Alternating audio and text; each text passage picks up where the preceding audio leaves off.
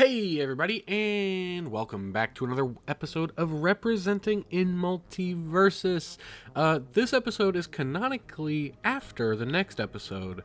Is canonically. So, breaking the fourth wall a little bit. It is the Halloween episode. And if you read the title, you would know we're talking about a FNAF character, more specifically, Mike Schmidt.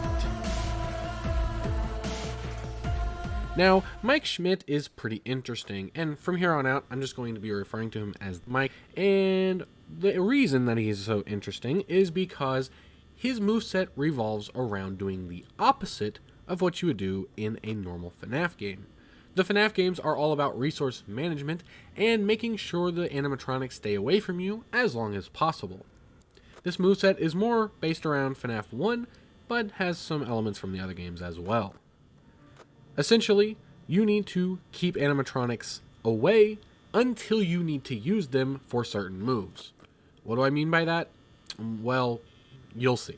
For the Night Guard's neutral special, you can pull up your camera system.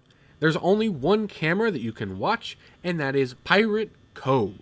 On Pirate Cove, you can see Foxy in his curtain, and at certain intervals, Foxy will move. However, just like in the game, if you have the camera open, he will not be able to move, and his timer will reset. He has 3 movements he has to do, and on his 4th movement, he will attack the player. During his attack, you can angle where he's going to show up.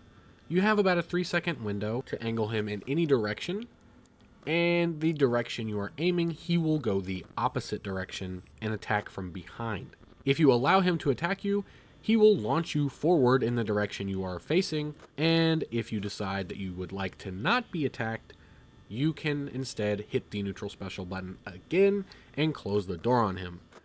Him hitting the door will also do damage to any players in that area, so you can use Foxy as either an attack or a way to move across the stage. This is Mike's really only good move to get back on stage, so keeping Foxy at bay when needed is important. For Mike's side special, you can flash your flashlight. The flashlight itself will do damage, but angling either to the left or to the right will shine down your hallways. On the right side, you will see Chica, and on the left side, you will see Bonnie. They also have movements that they can do. They have 5 they have to go through before they show up in your light, and once they do that, you can do extra damage with the light and with the door. Now, we'll talk about the door a little bit later, but you can close the door on them. If you fail to close the door on them when you can see them in your light, then you will take damage. It will also do damage to any players nearby, but it's not really worth it most of the time. Now, you can make them show up faster by using Mike's Up special. Mike will pull out a cell phone, and you can hear certain FNAF phone calls from across the series. This phone call will speed them up, allowing them to show up nearly instantly. However, you are stopped in place while using the phone. Making Bonnie and Chica show up is pretty important, but they also will randomly decide to desync and not show up at the same time. So sometimes they will have 4-second intervals or 5-second intervals, but if you use the cell phone, they will always have 1-second intervals. Keeping them at bay when you need to, so you don't get distracted and need to close doors on them, is important, because getting jump scared by them will also ruin your combos. Getting jump scared by them will never kill you, it only does damage and ruins anything you were trying to do combo-wise. Off stage, it could kill you because it might stun you enough for you to fall into the blast zone. For his down special, he will place a Freddy lure. This lure will have a countdown that could be visible, could not, it really depends.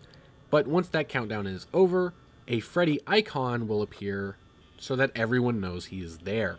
Once Freddy is at the lure, any player that goes near it will be jump scared by Freddy. This jump scare will deal damage and knockback, and can affect Mike as well. It's good for capturing ledges and the like, and if Freddy gets impatient after a few seconds, he will just disappear.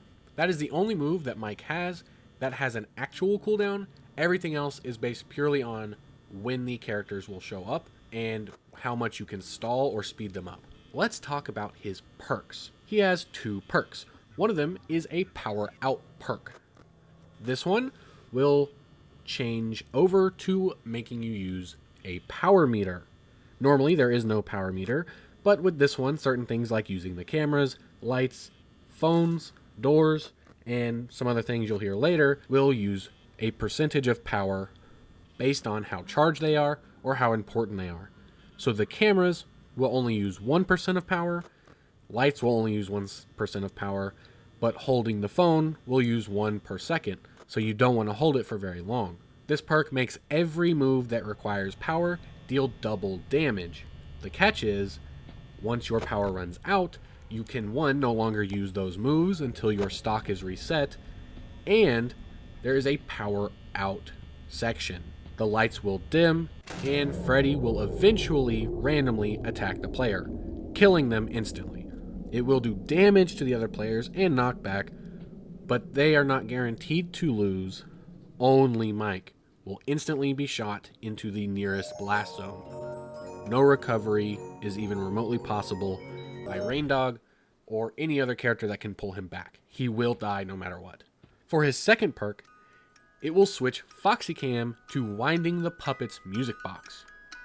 Instead of having to keep an eye on Foxy, you have to make sure you can periodically stand on the ground and hold the neutral special button to wind the puppet's music box. This means you have a better chance deciding when the puppet will show up, whereas Foxy, it's a little bit more random, but you do not get launched as far or do as much damage when this happens. Just like with Foxy, he will show up, you can choose a direction, and if you decide you don't want to take damage or get knocked back, you can close the door, allowing for the puppet to get hit instead. Moving on to Mike's attacks. His neutral attack will have Mike using his taser. This will, of course, use power for the power out perk, and will do damage in front of him. It's chargeable, and has a slightly bigger range, depending on how long you charge it. For his side attack, this will go in tandem with his side special. On the right or on the left, he can close the door. The door can be closed as long as he wants, and acts as a shield wherever he puts it. Players can walk through it, and there is enough space in between him and the door that if they are right inside of it, they can attack him, but it's mostly for projectiles, because most attacks are gonna be close enough to you to hit anyway. Its main purpose is to block the animatronics. The door, when it slams down, will do damage, but if an animatronic is there, it will do more damage and more knockback than it normally would. So you do want them there when you're using this attack, especially with the power out perk. Using it without it is actually super detrimental, losing power for no good reason. His up attack will have him showing off the exotic butters from FNAF Sister Location. This is just a pretty typical move, just multi-hit right above him. His down attack is not a spike, but he will hammer down with the handy unit. And every time it hits, I think it'd be funny if it had a different handy unit line. His dash attack will see him running away scared and tripping. If any of the animatronics are in an attack state, they will jump over him, missing because he tripped. This will, of course, make more damage and hit harder if they are there. If you're running left or right, it will use Bonnie or Chica respectfully, but if neither of them are available, it will default to Foxy, and if Foxy is not available, it will default to the Freddy lure. If none of them are active though, of course, then none of them are active. Moving on to skins. Mike will have several different skins.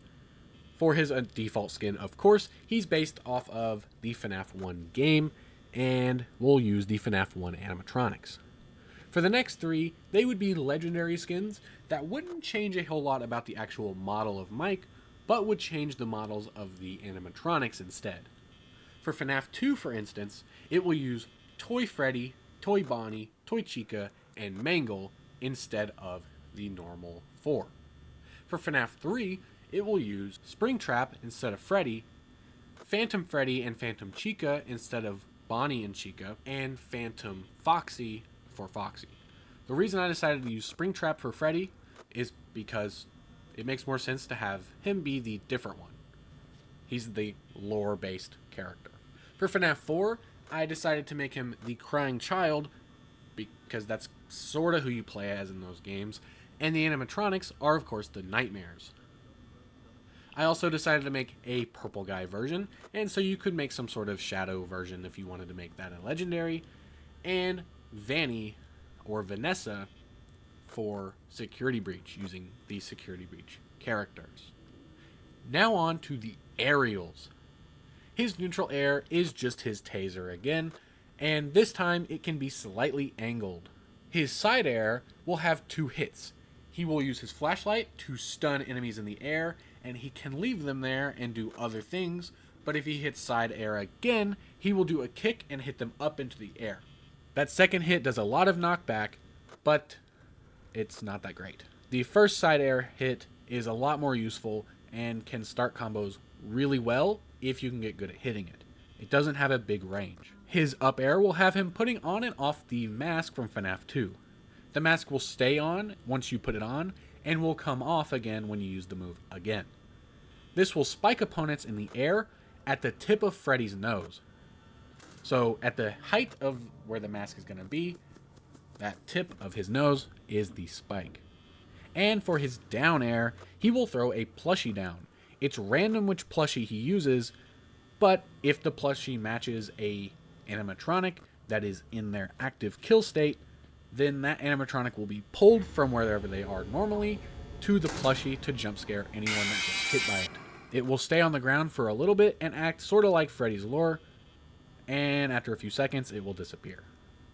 If no one was hit and the animatronic was pulled to the plushie, then the animatronic is now back at phase 0 and has to start back over.